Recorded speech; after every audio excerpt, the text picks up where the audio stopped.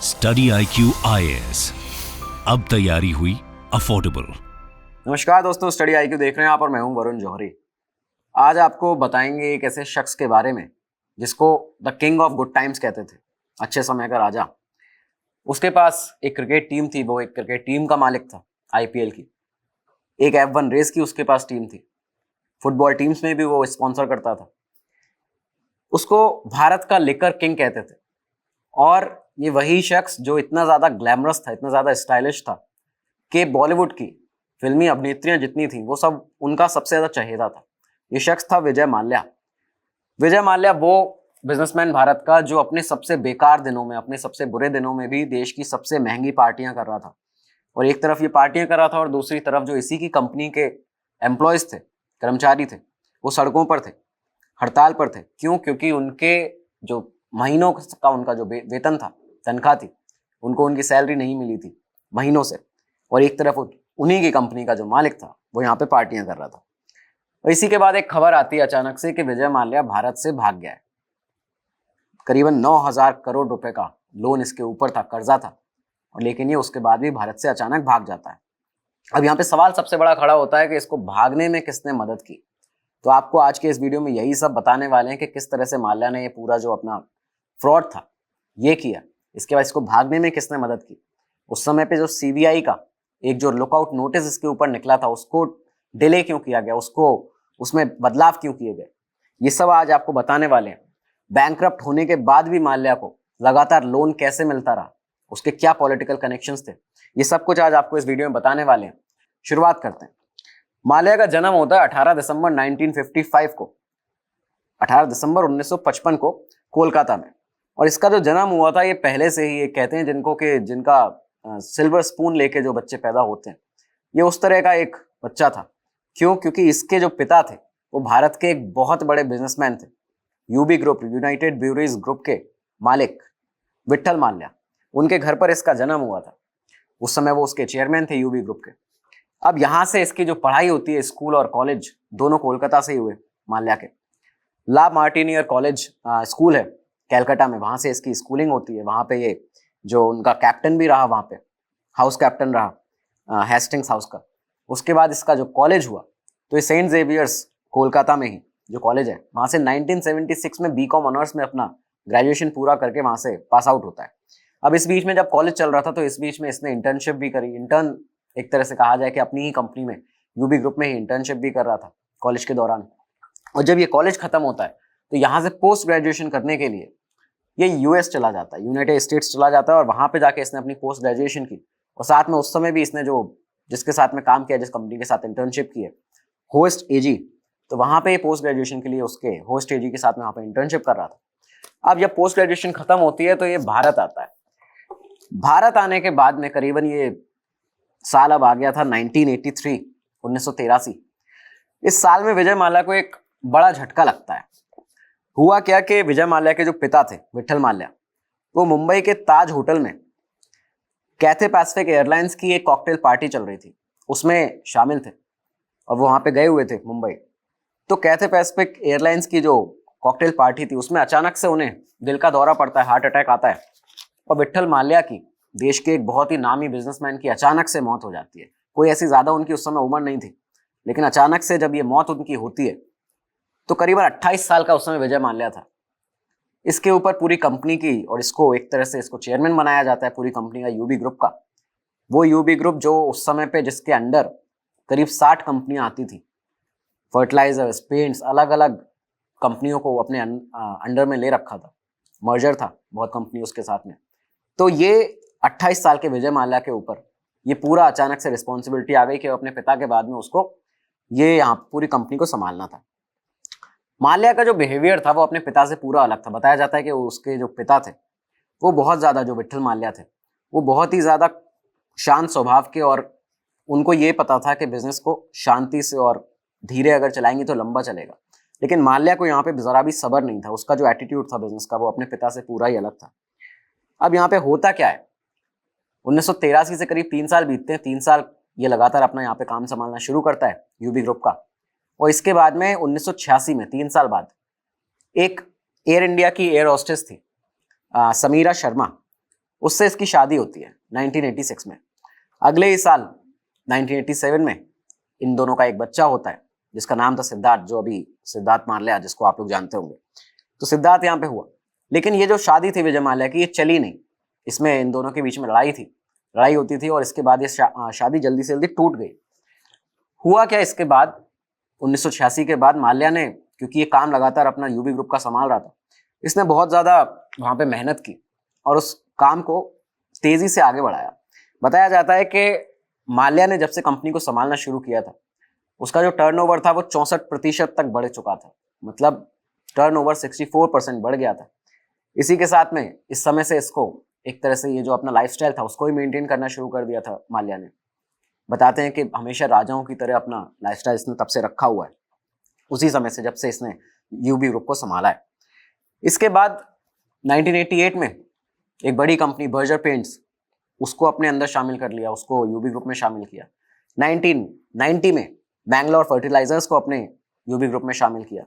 और इसके बाद में एक न्यूज़पेपर एशियन एज, उसके बाद आपका फिल्मी मैगजीन्स, इन सभी को लगातार ये मर्जर अपनी कंपनी में करता गया। सबको एक तरह से कहा जाए कि इसमें इसका हर कंपनी में, बड़ी कंपनीज में शेयर होता था। तो ये इस तरह से काम लगातार कर रहा था।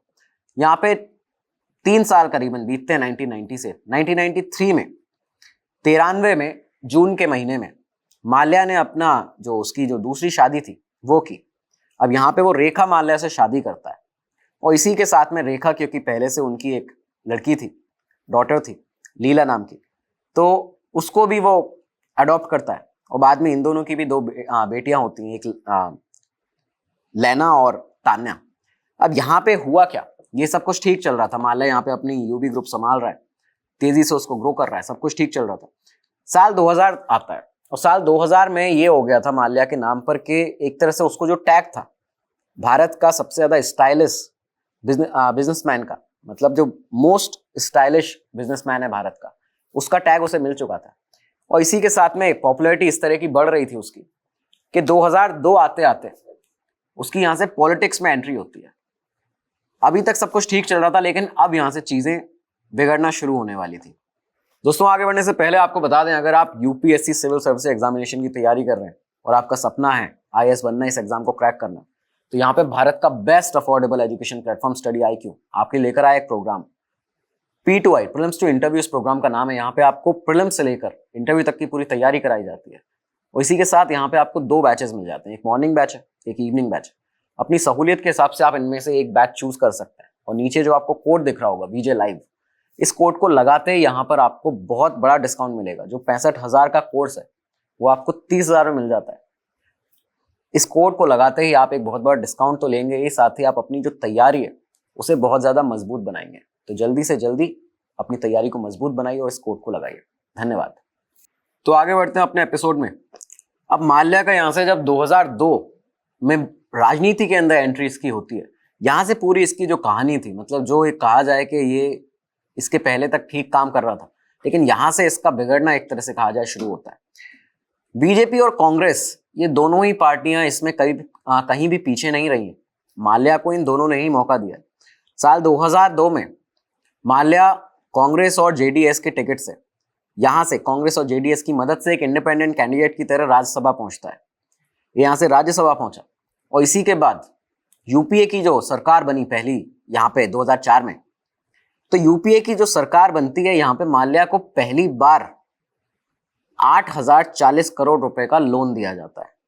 ये पहली बार था जब माल्या को लोन मिला था साल 2004 में यूपीए की सरकार के अंदर, और वो भी 8,040 करोड़ रुपए का।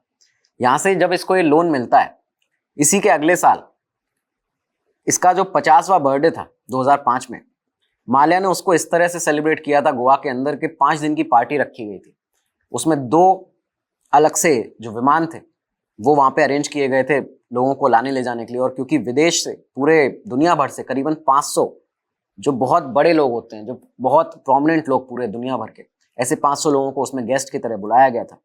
और इस पूरे पार्टी के अंदर अपनी बर्थडे की, वहां पे उसने अमेरिकन सिंगर लियोनेल रिची का परफॉर्मेंस भी करवाया था। अब ये सब चीजें चलती हैं, ये ठीक है कि एक बिजनेसमैन है अपनी पार्टी कर रहा है, लेकिन इसके बाद ही इसने यहाँ पे क्या किया है, उसी साल 2005 में अपने जो उसका बेटा था सिद्धार्थ माल्या, उसका जन्मदिन था और उसके जन्मदिन पर उसने माल्या ने सिद्धार्थ माल्या को एक किंगफिशर एयरलाइंस गिफ्ट की, एक पूरी नई कंपनी। अब ये एयरलाइन मार्केट में उतर आया था। 2005 में इसने किंगफिशर एयरलाइंस को लॉन्च किया, उसके बर्थडे पर अपने बेटे के उसको ये पूरी एयरलाइंस गिफ्ट की। ये यहाँ से एयरलाइन मार्केट में उतरता है। इसका ये जो एम था वो ये था कि प्रीमियम एयरलाइंस होनी चाहिए भारत के अंदर, जो डोमेस्टिक भी ट्रेवल करे और उसका इंटरनेशनल भी करे, क्योंकि डोमेस्टिक तक ये सिर्फ सीमित नहीं रहना चाहता था। तो इसने यहाँ पे पेरिस इंटरनेशनल जो एयर शो होता है उसमें ऐलान किया कि इसने 50 एयरबस वहां से खरीदे और 70 एरोप्लेन। ये पूरा ऐलान वहां पे होता है। अब ये सब समझ सकते हैं कि ये सब किस पैसे से हो रहा था, जो 1 साल पहले लोन लिया गया उसी से हो रहा होगा बिल्कुल। तो यहाँ से इसके बाद में इसने 2 साल जो किंगफिशर एयरलाइंस थी उसने बहुत बेहतरीन काम किया। 2 साल तक अच्छा काम चलता है, बहुत ही शानदार प्रॉफिट मुनाफा भी हुआ, लेकिन ये चीजें देर तक टिकने नहीं वाली थी। किंगफिशर एयरलाइंस के बारे में बताते हैं कि लोग जो थे उस समय जब ये स्टार्ट हुई थी उस समय उसमें बैठने के लिए ये होता था कि दूसरी फ्लाइट का अगर टिकट है तो उसको कैंसिल करा के किंगफिशर में जाते थे, क्योंकि इसको पता था कि लोगों को किस तरह की चीजें चाहिए फ्लाइट के अंदर। और साथ ही यहाँ पे जो किंगफिशर की एयर होस्टेस थी वो बहुत ज्यादा फेमस थी। मतलब इस तरह का था कि उन लोगों को, उन एयर होस्टेस को देखने के लिए बताया जाता है कि लोग किंगफिशर से ट्रैवल करते थे, फ्लाइट को बोर्ड करते थे। तो अब यहाँ से माल्या ने डोमेस्टिक फ्लाइट इसकी लगातार किंगफिशर की चल रही थी और बहुत अच्छी चल रही थी, लेकिन अब सब्र नहीं है बिल्कुल भी और उसके बाद रुकना बिल्कुल नहीं चाहता ये शख्स जो था। तो यहाँ पे इसने इंटरनेशनल फ्लाइट ऑपरेट करने के लिए अपना सोचा कि अब इंटरनेशनली ऑपरेट करेंगे फ्लाइट को। लेकिन यहाँ पे दिक्कत ये थी कि जो नियम है उसके अकॉर्डिंग ये होता है कि 5 साल का अगर आपका पूरा टेन्योर नहीं हुआ है तब तक आप इंटरनेशनली फ्लाइट को ऑपरेट नहीं कर सकते। तो इसके लिए माल्या ने क्या किया कि जो पुरानी कंपनीज ऐसी हैं, जो पुरानी एयरलाइंस हैं जो इंटरनेशनल ट्रैवल करती हैं, इसने उनको एक्वायर करना चाहा, उनको खरीदना चाहा। इसके लिए इसने एयर सहारा 2006 के अंदर एयर सहारा की बिड चल रही थी, वहां पे बोली लगाई एयर सहारा के लिए उसको खरीदने के लिए। लेकिन यहाँ पे जेट एयरवेज ने जो बोली लगाई थी उनकी बोली ज्यादा थी और ये उसमें बिड हार जाता है। लेकिन 2006 बीतता है, अगले ही साल 2007 में एयर डेक्कन नाम से एक जो एयरलाइंस है जो इंटरनेशनली करती थी ट्रैवल, जो बोर्डिंग करती थी, इंटरनेशनली भी जाती थी, ऑपरेट करती थी, तो एयरलाइंस जो थी एयर डेक्कन, इसको इसने 2007 में यहां से खरीद लिया। और ये खरीदा था इसने 550 करोड़ रुपए में। 550 करोड़ में यहाँ पे एयर डेक्कन का सौदा किया। इसके बाद ही माल्या को यहाँ पे जो अपना पैसा था इसने जो लगाया था, ये आप ये समझ लीजिए कि ये पैसा कभी भी माल्या का इस तरह से नहीं था डायरेक्ट, क्योंकि ये पैसा हमेशा वही पैसा लगाता रहा है जो इसने बैंकों से लोन लिया था। बैंकों से लिया हुआ पैसा हजारों करोड़ रुपया ये लगातार इसी तरह से खर्च करता था। ये चीजें अगर इन्वेस्टिगेशन प्रॉपर हो तो ये सामने आई भी हैं और भी आएंगी आगे। तो ये यहाँ पे इसने जो पैसा लगाया ये बैंकों से लिया हुआ पैसा था, खुद का एक भी पैसा इसने लगाया नहीं, खुद ये बल्कि सैलरी पे था। आप ये सोचिए कि अपनी ही एयरलाइंस में ये सैलरी पे भी था। करीबन 33 करोड़ 40 लाख रुपए का एनुअल सैलरी थी इसकी खुद की एयरलाइंस में। इसी के साथ में 2008 तक ये इंटरनेशनली ऑपरेट करना शुरू कर देता है। एयर डेक्कन जब से मर्जर हो गया, इसने खरीद लिया एयर डेक्कन को, तब से पहली फ्लाइट इन्होंने इंटरनेशनल चलाई बैंगलोर से लंदन की। लंदन हमेशा से इसको बहुत ज्यादा प्रिय रहा है, आप ये देखिएगा, क्योंकि हर बार इसका लंदन जाने का ही ज्यादातर जिक्र आता है। पहली फ्लाइट भी इसने बैंगलोर से लंदन के लिए चलाई थी। तो अब यहां से एयर डेक्कन चलती है।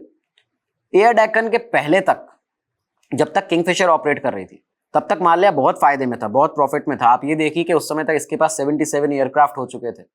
1 करोड़ से ज्यादा लोग तब तक किंगफिशर से ट्रेवल कर चुके थे यहां से वहां, ठीक है। उसके बाद में 412 डोमेस्टिक फ्लाइट हर दिन डेली बेसिस पे चल रही थी।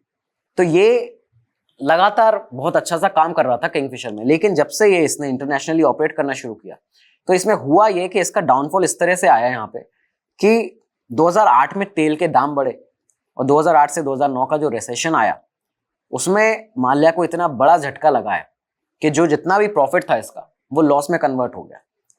इंटरनेशनल, एक तो इंटरनेशनली ऑपरेट करना महंगा था, ऊपर से उस समय 2008 में तेल के दाम बढ़ गए, ऊपर से जो रिसेशन आया था, जो मंदी आई थी, उससे इसका जो लॉस था वो बहुत ज्यादा बढ़ गया। बताया जाता है कि करीबन उस समय किंगफिशर 934 करोड़ के अचानक से लॉस में आ गया। अब इस लॉस को चुकाने के लिए 934 करोड़ के इसने और बैंकों से कर्ज लिया, बैंकों से और ज्यादा लोन लिया। अब ये जब लोन इसने यहाँ पे लिया तो 2009 में वो जो लोन था वो बढ़ते बढ़ते 5,665 करोड़ का हो चुका था। और उसके बाद में जो पहले से जो लोन चला आ रहा था, जो इसने कभी चुकाया नहीं था, ये पूरा मिला के आपको अमाउंट बताया जा रहा है। ये पूरा अमाउंट 2009 तक इसके ऊपर जो लोन था वो 5,965 करोड़ का हो चुका था। और इसके बाद ही इस पे ब्याज लगते लगते ये जो अमाउंट था ये करीबन 7,000 करोड़ रुपए तक पहुंच गया। तो मतलब आप ये सोचिए कि जब से इसने 2004 से पहली बार लोन लेना शुरू किया, उसके बाद से चुकाया है नहीं चुकाया है, ये सब इन्वेस्टिगेशन का विषय है। लेकिन 2009 तक आते आते इसके ऊपर 7,000 करोड़ से ज्यादा रुपए का लोन था, जो कर्ज था, वो लग चुका था। तो कर्जा यहाँ पर माल्या के ऊपर बढ़ता जा रहा था, लोन जो था वो बढ़ता जा रहा था। लेकिन जो 2004 में इसको यूपीए की सरकार में 8,040 करोड़ रुपए का जो लोन मिला था, पहला लोन, फरवरी 2008 में उसको रिव्यू किया जाता है। और रिव्यू करने के बाद में इस लोन को 2009 में, अगले ही साल, एनपीए में डाल दिया जाता है। इस 8,040 करोड़ रुपए के लोन को, एनपीए का मतलब नॉन प्रॉफिटेबल एसेट, वो लोन जो वसूले नहीं जा सके और डूब गए, वो पैसा जो डूब गया बैंकों का, जो वसूला नहीं जा सका। 8,040 करोड़ के लोन को यहाँ पे एनपीए में डाल दिया गया। सरकार जानती थी कि ये फ्रॉड कर रहा है, ये ब्लफ कर रहा है लोगों के साथ में, ये बैंकों को लोन वापस नहीं दे रहा है, ये पैसा नहीं चुका रहा है अपना। लेकिन फिर भी वहां पे, ये भारत में था उस समय, जबकि ये 2009 की 2010 की बात है, ये भारत में था, लेकिन तब भी किसी ने कुछ नहीं किया। और साथ ही साथ में आप ये देखिए कि ये उस समय पे मेंबर भी था, राज्यसभा में था। 2008 में ही जब ये इसके ऊपर ये इतना लोन है और ये चुका नहीं रहा है, फिर भी आप उसका एक हद देखिए, जिस चीज को कहा जाता है कि ये हद है किसी चीज की। 2008 में ही माल्या ने करीबन 476 करोड़ रुपए में, 476 करोड़ में एक आईपीएल की टीम खरीदी, रॉयल चैलेंजर्स बैंगलोर। ये आरसीबी को यहाँ पे 476 करोड़ रुपए में खरीदता है 2008 में ही, जब इसके पास बैंकों को देने के लिए पैसा नहीं है, लेकिन इन सब चीजों के लिए पूरा पैसा है। और 2008 से इसने इसकी फ्रेंचाइजी पूरी खरीदी 2016 तक की। ये पूरा इसने लगातार 8 सालों के लिए इसको खरीदा हुआ था यहाँ पे। इसके बाद ही ये सब किस पैसे से हो रहा है ये बताने की जरूरत नहीं है, ये सब बैंकों का ही पैसा था। इस तरह के आरोप भी लगातार लगते हैं। इसी के साथ इसने यहाँ पे एक F1 जो रेसिंग टीम थी, फोर्स इंडिया, उसको भी खरीदा। ये भी करोड़ों में खरीदी गई थी। माल्या ने यहाँ पे इसके बाद आईडीबीआई बैंक को चूना लगाया। और ये कैसे लगाया आप ये देखिए। इसको अब इस समय जरूरत थी 861 करोड़ के लोन की, 861 करोड़ का इसको यहाँ पे लोन चाहिए था। तो एम्प्लॉयज को सैलरी देने के, ये बताते हुए कि एम्प्लॉयज को सैलरी देनी है और ऑपरेट करना है आगे लगातार, ये बताते हुए इसने यहाँ पे 861 करोड़ का आईडीबीआई बैंक से लोन मांगा। अब जो ये लोन मांग रहा था, तो उस समय बताया जाता है कि इसके उस लोन की कीमत बहुत ज्यादा थी उस पूरे एसेट से, इसकी पूरी कंपनी की, जो मतलब ये मान लीजिए इसकी कंपनी का भी एसेट उतना नहीं था जितने ये लोन मांग रहा था। तो यहाँ पर इसने ये लोन करने के लिए, ये लेने के लिए करीबन बताया जाता है 16 करोड़ रुपए की रिश्वत आईडीबीआई बैंक के अफसरों को दी। वहां से जो इसने डॉक्यूमेंट जमा किए थे वो भी फर्जी डॉक्यूमेंट थे, फेक डॉक्यूमेंट्स थे, लेकिन इनको जांचा भी नहीं गया, इनको पूरा वेरीफाई नहीं किया गया और इसको लोन यहाँ पे दे दिया जाता है। लोन दिया गया और ये जो पूरे पैसे इसको मिले, इसने यहाँ से भारत से सीधा एम्प्लॉयज की सैलरी ना देने के बजाय, ऑपरेट करने के बजाय, ये पैसे पूरे के पूरे इसने यूरोप पहुंचा दिए। यूरोप में वहां पे उस समय F1 रेस इसने कराई थी। तो देख सकते हैं आप, मतलब किस तरह से ये जो पैसा था यहाँ से लेता था और उसको ऐसे दुनिया भर में कहीं भी घुमा देता था। जिस जगह उसको देना चाहिए था, सैलरी देनी चाहिए थी, उसमें इसने कभी पैसा नहीं लगाया। 2010 में इसके बाद इन सब चीजों के चलते 2010 में माल्या को इस बार फिर से राज्यसभा का ये मेंबर बनता है। और इस बार बनता है 2010 में जेडीएस और भाजपा, बीजेपी, इन दोनों की मदद से ये फिर से एक बार राज्यसभा में पहुंचा। आप सोच सकते हैं कि कितने ज्यादा उसके जो पॉलिटिकल रिलेशंस थे वो कितने ज्यादा मजबूत होंगे कि इतना ज्यादा ब्लफ करते लगातार जो जा रहा है बैंक्स को, फिर भी उसको यहाँ पे मौका लगातार राज्यसभा में मेंबर बना रहे हैं ये लोग। इंडिपेंडेंट कैंडिडेट अपनी तरफ से भाजपा और जेडीएस ने इस बार उसको 2010 में राज्यसभा भेजा। इस बीच क्या हुआ कि एम्प्लॉयज जो थे लगातार, अब क्योंकि बहुत महीनों से उन्हें सैलरी नहीं मिल रही थी, तो किंगफिशर के जो एम्प्लॉयज थे, यूबी ग्रुप के जो एम्प्लॉयज थे किंगफिशर वाले, इन लोगों ने सैलरी ना मिलने पर अब ये लोग सड़क पर आ गए। ये लोग सड़क पर हड़ताल करने लगे, आके आंदोलन इन्होंने कर दिया, काम करने जाते नहीं थे। तो 2010 में क्योंकि मनमोहन सिंह की जो सरकार थी, उन्होंने माल्या को जो लोन्स थे उसका जो पूरा स्ट्रक्चर था उसको रीस्ट्रक्चर किया, उसमें उसे सहूलियतें दी। सरकार ने एक बिजनेसमैन को इतना तक कर दिया कि उसको जो स्ट्रक्चरिंग थी उसके लोन्स की, उसको दोबारा से उसमें बदलाव कुछ किया, उसको रीस्ट्रक्चर किया। उसके बाद उससे कहा कि अब जो अमाउंट बन रहा है आप इसको पे करिए। लेकिन उस समय भी माल्या ने एक पैसा तक नहीं चुकाया। ये भी बताया जाता है साथ में कि ये जो पूरी कंपनी थी, ये सैलरी तो दे ही नहीं रहा था बहुत महीनों से अपने एम्प्लॉयज को, साथ ही जो उन एम्प्लॉयज का जो किंगफिशर एयरलाइंस के जो पैसेंजर्स का सर्विस टैक्स होता था, जो डिपार्टमेंट को इनकम टैक्स के लिए जाना चाहिए, आईटी में जाना चाहिए, ठीक है, इसके बाद में जो इसके जो एम्प्लॉयज थे किंगफिशर के, जो उनका जो पीएफ कटता था, ये जो पीएफ का पैसा कभी भी उन अकाउंट्स में इसने डाला ही नहीं। इनकम टैक्स जो कटता था, जो सर्विस टैक्स कटता था, उसे कभी दिया नहीं डिपार्टमेंट को। ये सारा पैसा इसी तरह से रोटेट लगातार करता जा रहा था। माल्या ने इसके बाद क्या किया, क्योंकि अब ये साल 2011 आ चुका था, माल्या ने साल 2011 में जब ये सब चीजें बहुत ज्यादा बढ़ गई, जब कर्मचारी काम ही नहीं कर रहे हैं एयरलाइंस में, तो हुआ क्या कि 2011 में माल्या ने अपनी कंपनी थी, इसका लाइसेंस 2011 में गवर्नमेंट ने यहाँ से रद्द कर दिया। जो लाइसेंस था एयरलाइंस का वो यहाँ से रद्द हो जाता है किंगफिशर का। साथ में यहाँ पे जो एम्प्लॉयज थे, जो सारे इंजीनियर्स थे उनमें से, वो भी हड़ताल पर बैठ गए, तो इसकी वजह से सारी फ्लाइट्स भी कैंसिल हो गई। तो ये सब देखते हुए माल्या ने अपनी जो कंपनी थी उसका जो ग्रांट था, कंपनी को किंगफिशर को 4,000 करोड़ रुपए का बता के गिरवी रख दिया। अब ये जो कंपनी इसने यहाँ पे गिरवी रखी, लाइसेंस कैंसिल हुआ, इंजीनियर सारे हड़ताल पर चले गए, सारी फ्लाइट्स कैंसिल हो गई। तो इसी के साथ 2012 में किंगफिशर एयरलाइंस बंद हो जाती है। पूरी तरह से किंगफिशर एयरलाइंस यहाँ पे बंद हो गई। जितने ये प्लेन्स थे उनको कहीं अलग अलग जगह जाके रख दिया गया, पार्क कर दिया गया। आज भी बहुत से प्लेन्स ऐसे दिख जाते हैं, कर्नाटका में बताया जाता है बहुत से प्लेन्स ऐसे इसके रखे हुए हैं अभी भी। तो तब से ये 2012 से किंगफिशर एयरलाइंस अचानक से बंद हो गई। 2005 में ऑपरेट करना शुरू किया, बढ़िया ऑपरेट कर रहा था, लेकिन उसके बाद में लालच बढ़ा, और लालच बढ़ते बढ़ते आप ये देखिए 2007 में जब से एयर डेक्कन आई, इंटरनेशनली ऑपरेट करने का एक जो लालच आया, जबकि एक्सपीरियंस नहीं था इंटरनेशनली ऑपरेट करने का, लेकिन उसके बाद भी ऑपरेट किया, लॉस में गया, बैंकों से कर्जा लिया, और कर्जा लेते लेते कंपनी को 2012 में बंद भी कर डाला। अब माल्या ने ये सब चीजें हो गई, कंपनी डूब गई। लेकिन आप ये देखिए कि 2015 आता है, और 2015 में करीब जो अपना 60वां जो उसका जन्मदिन था, जब ये 60 साल का हुआ, वो इस तरह मनाया था कि कोई सोच नहीं सकता कि ये वो शख्स है, ये वो बिजनेसमैन है जो बहुत भारी लॉस में है। इसने उस बर्थडे के लिए 3 दिन की पार्टी रखी थी। इसमें वो एक बार फिर से पूरी दुनिया भर से 500 गेस्ट बुलाए गए थे, और इसके बाद इस बार इसके बर्थडे में परफॉर्मेंस देने के लिए एनरिक इग्लेसियस आया था, एक बहुत बड़ा रॉक स्टार, एक बहुत बड़ा सिंगर, दुनिया का एक वर्ल्ड वाइड बहुत ज्यादा फेमस है, उसको यहाँ पे इसने बुलाया था। तो आप ये देखिए कि कहीं भी माथे पर एक शिकन दिखाई नहीं देती। क्यों? क्योंकि ये पैसा जो था, हमेशा उस शख्स को माथे पर शिकन आएगी, बिजनेसमैन को डर लगेगा जिसका खुद का पैसा जा रहा होगा।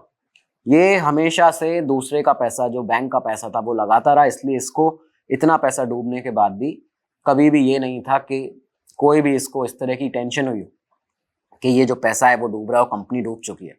ये उस डूबने के बाद भी लगातार पार्टियां करता रहा, लगातार अलग अलग इवेंट्स ऑर्गेनाइज करता रहा। जितना भी पैसा था, ये जो माल्या ने स्कैम पूरा किया लोन का, ये कैसे किया, इसके लिए बताया जाता है कि जितना भी पैसा इसके पास लोन का आता था, ये उन्हें दुनिया भर के अलग अलग देशों में ट्रांसफर कर देता था। यूके में, यूएस में, आयरलैंड, स्विट्जरलैंड, फ्रांस और साउथ अफ्रीका, इन देशों में इसने बहुत बार पैसा इस तरह का अपना भेजा है, अलग अलग देशों के अंदर। इसके बाद ये बताया जाता है कि सबसे ज्यादा जो इसने पैसा, जो लोन लिया था, वो एसबीआई से लिया था, स्टेट बैंक ऑफ इंडिया से। करीबन 1600 करोड़ रुपए का, 1600 करोड़ रुपए का लोन इसने एसबीआई से लिया हुआ था। और ये बताया जाता है, उस समय जो आरोप लगते हैं, और आरोप इसलिए लगते हैं कि सीबीआई के भी स्कैनर में ये बात थी, मतलब सीबीआई के भी संज्ञान में ये बात थी। एसबीआई के जो उस समय के चेयरमैन थे ओपी भट्ट, उनका नाम यहाँ पे सामने आता है कि उन्हें ये सब कुछ पता था कि माल्या किस तरह से ये चीजें कर रहा है, और ये इस तरह की इनके ऊपर आरोप यहाँ पे लगाए जाते हैं। ये बताया जाता है कि सीबीआई के भी वो स्कैनर पे रहे थे और सीबीआई ने लगातार इनसे बातचीत भी की थी। तो ये सब चीज यहाँ पे सामने आती है। State bank of India 1600 crore का लोन, उसके बाद पीएनबी से 800 करोड़ का, आईडीबीआई बैंक से 800 करोड़ का, बैंक ऑफ इंडिया से 650 करोड़, बैंक ऑफ बड़ौदा से 550 करोड़। इस तरह के लोन इसने एक भी बैंक को नहीं छोड़ा। मतलब मान लीजिए कि 17 बैंक भारत के ऐसे बताए जाते हैं जिनसे इसने लोन लिया है, और लोन कोई हल्का फुल्का नहीं, सारे लोन करोड़ों में। अब ये चीज सामने आती है कि इसने किस तरह से पूरा स्कैम किया, लेकिन भागने में अब इसकी मदद कैसे हुई। बताया जाता है कि सीबीआई ने क्राइम ब्रांच के पास, क्योंकि अब ये चीजें बहुत लंबी चल गई थी तो क्राइम ब्रांच भी इसमें एक्टिव था, सीबीआई ने ब्यूरो ऑफ इमिग्रेशन को 16 अक्टूबर 2015 को एक लुकआउट नोटिस जारी किया। सीबीआई का ये जो लुकआउट नोटिस था ये ब्यूरो ऑफ इमिग्रेशन को दिया गया 16 अक्टूबर 2015 को। उसमें ये बताया गया था, उसमें जो लिखा था जिसके तहत कि किसी भी इमिग्रेशन सेंटर पे, किसी भी इमिग्रेशन काउंटर पे अगर माल्या आता है तो यहां से उसको पूछताछ उससे की जाएगी और उसको डिटेन किया जाएगा, उसको गिरफ्तार भी यहां से किया जा सकता है अगर वो कहीं भी किसी भी काउंटर पे आता है, जैसे ही इमिग्रेशन काउंटर पे। लेकिन इसी के करीब एक महीने बाद, इस नोटिस के, लुकआउट नोटिस के जारी होने के एक महीने बाद ही 24 नवंबर 2015 को इस लुकआउट नोटिस के अंदर बदलाव कर दिए जाते हैं, चेंजेस कर दिए जाते हैं, इसको डाइल्यूट कर दिया जाता है।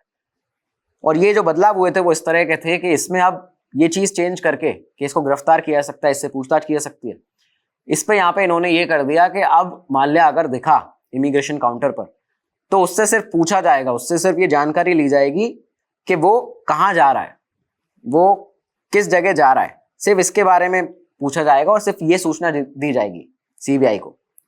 तो ये पूरा यहाँ पे चेंज होता है। अब ये जो चेंज हुआ इसके पीछे भी बहुत बड़ी कहानी है। जब ये सुब्रमण्यम स्वामी ने बाद में ये बयान दिया कि जब ये डाइल्यूट हुआ था सीबीआई का ये जो लुकआउट नोटिस था, तो बताया जाता है सुब्रमण्यम स्वामी के बयान के मुताबिक कि उस समय माल्या दिल्ली आया और दिल्ली में एक बहुत ही पावरफुल इंसान से मिला था, जिसके बाद में ये जो पूरा सीबीआई का नोटिस था, लुकआउट नोटिस, उसको डाइल्यूट किया गया। लेकिन अब इसके बाद यहाँ पे हुआ क्या था, जब ये नोटिस डाइल्यूट हो गया, माल्या यहाँ पे 2 बार विदेश गया। एक बार 1 दिसंबर 2015 को ये विदेश गया जब ये नोटिस डाइल्यूट हो गया था। इसमें सिर्फ ये था कि ये कहाँ जा रहा है, सिर्फ इसकी सूचना देनी है।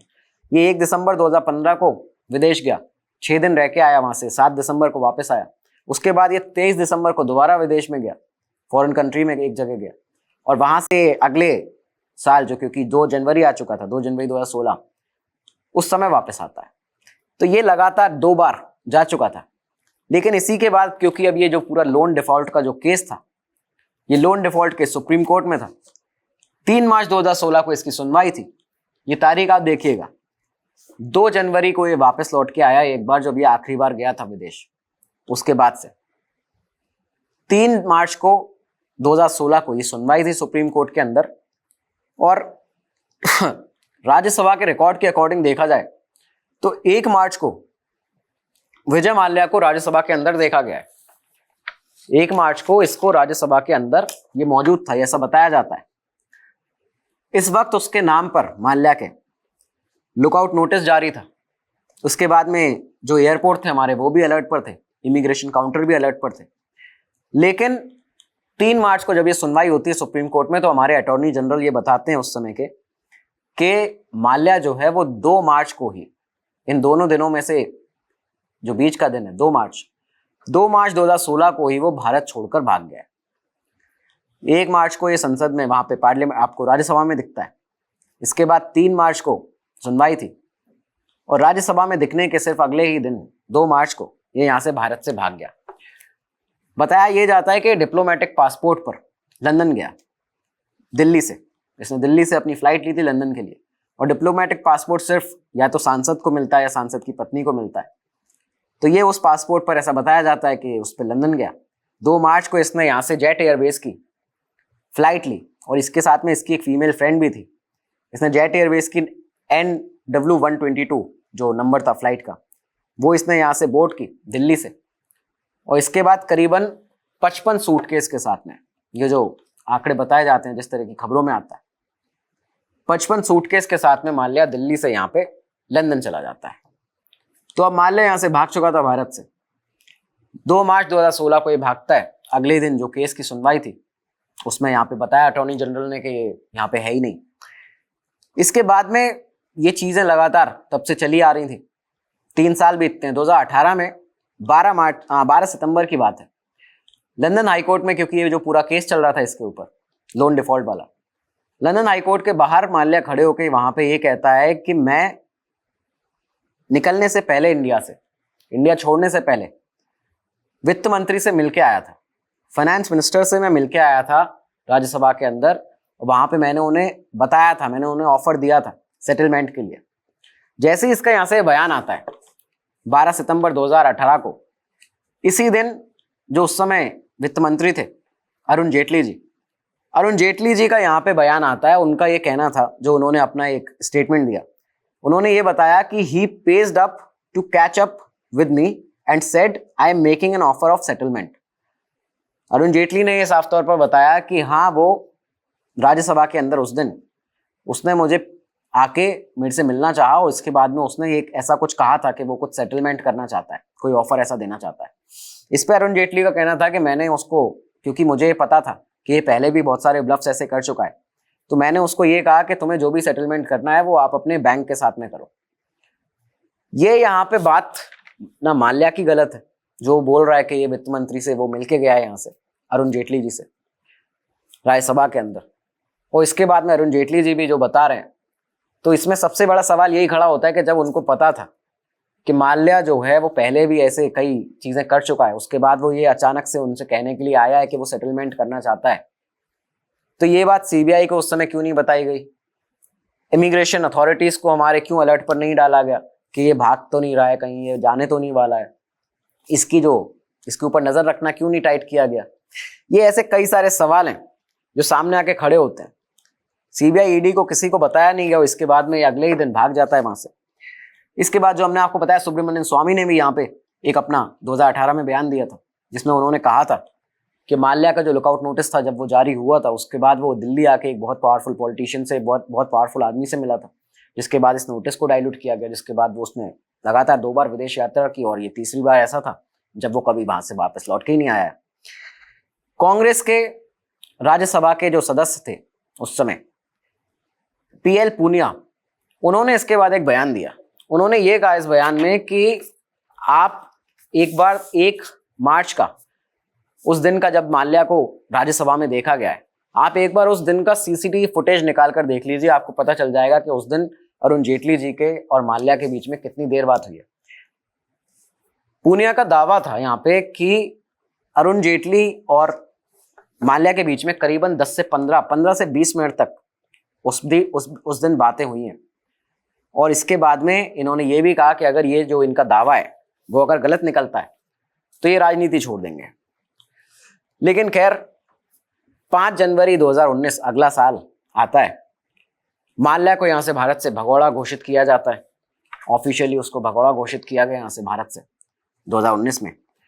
2004 में माल्या ने एक, आपको याद होगा, एक खबर चली थी जब इसने टीपू सुल्तान की एक तलवार थी उसको खरीदा था।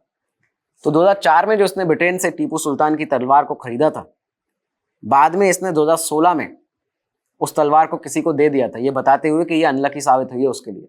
2016 वही साल जब ये भागा है, तो यहाँ से देके गया था उस तलवार को किसी को, ये बताया जाता है। और ये तलवार इसने 2004 में 1.5 करोड़ रुपए में खरीदी थी।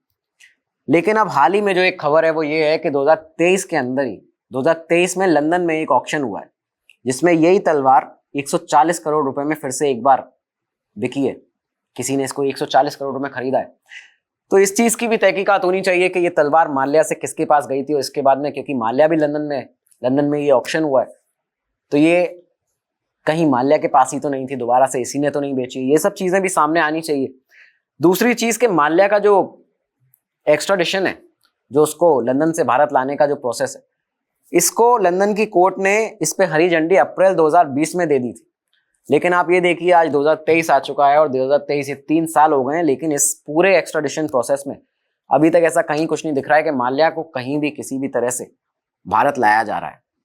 तो दोस्तों ये थी कहानी विजय माल्या की, जैसे कहा जाता था किंग ऑफ गुड टाइम्स, और उसके बाद 2016 आते आते महज कुछ ही सालों में the king of good times the king of bad times बन गया। भारत से जिस देश में उसको इतनी ज़्यादा प्रसिद्धि मिली, जहाँ पे वो इतना ज़्यादा फेमस हुआ कि उससे अच्छा बिजनेसमैन, उससे ज़्यादा स्टाइलिश, उससे ज़्यादा अपीलिंग बिजनेसमैन किसी को कहा नहीं जाता था, वहीं पे आज उसे भगौड़ा कहा जाता है। और उसने क्योंकि काम इस तरह के किए, अगर ये देखा जाए तो माल्या ने शायद जो आरसीबी, जो इसने आईपीएल की टीम खरीदी, तमाम सारी बड़ी पार्टीज की, सबसे महंगी पार्टियां की, किंगफिशर को चलाया, एयर डेक्कन को खरीदा, ये सब इसने शायद अपने पैसे से कभी किया ही नहीं, क्योंकि ये सब डूबने के बाद भी इसके चेहरे पर कभी कोई शिकन दिखाई नहीं दी। इसके बाद भी ये जो रिपोर्ट्स आती हैं कि जितना इसने पैसा, करीबन 9,000 करोड़ रुपए का कर्जा उसके ऊपर हो चुका था और वो भाग गया इसके बाद ये पैसा सब लेके।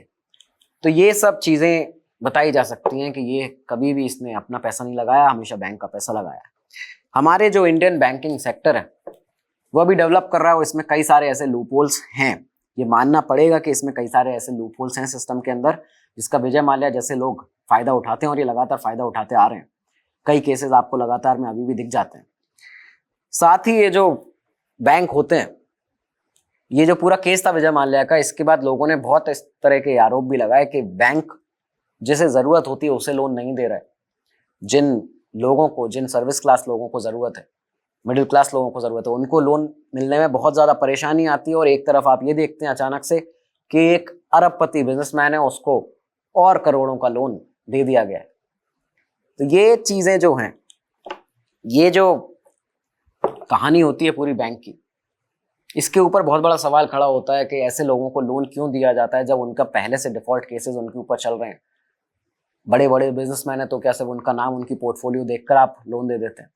तो ये सब चीजें, इनकी इन्वेस्टिगेशन होनी चाहिए। और सबसे बड़ी बात ये कि अगर विजय माल्या उस समय पे यहाँ पे था और लगातार वो लोन लेता जा रहा था, बैंकरप्ट घोषित था, लेकिन फिर भी बैंक उसको लोन क्यों दे रहे थे, इसके ऊपर इन्वेस्टिगेशन क्यों नहीं हो रही है? किस किस पॉलिटिशियन के साथ उसके संबंध थे, इस पे इन्वेस्टिगेशन क्यों नहीं हो रहा है? साथ ही इसके बाद जो लोग इसमें इन्वॉल्व थे, जब इसके ऊपर लुकआउट नोटिस जारी हो गया है, तो इसके बाद भी ये इमिग्रेशन से, यहाँ से एयरपोर्ट से फ्लाइट बोर्ड करके कैसे निकल सकता है बाहर, इसके ऊपर इन्वेस्टिगेशन होनी चाहिए। तो तमाम सारी इन्वेस्टिगेशंस हैं, खासकर ये इस तरह के केसेस हैं जो बहुत ज्यादा दबे हुए केसेस हैं, मतलब कहा जाता है कि जिनको दबा दिया जाता है, ये उनमें से ही एक केस है। कब विजय माल्या को भारत वापस लाया जाएगा, ये भी एक बहुत बड़ा सवाल खड़ा होता है। तो ये थी पूरी कहानी। उम्मीद है आपको एपिसोड पसंद आया होगा। आपको बहुत सी ऐसी चीजें बताने की इसमें कोशिश की गई जो आपको नहीं पता है अभी तक। अपने और भी टॉपिक्स आप हमें कमेंट सेक्शन में बता सकते हैं, हम भी आपके लिए और सारे टॉपिक्स लेकर आते रहेंगे। तब तक के लिए दीजिए इजाजत। नमस्कार, धन्यवाद, जय हिंद। स्टडी IQ IAS, अब तैयारी हुई अफोर्डेबल।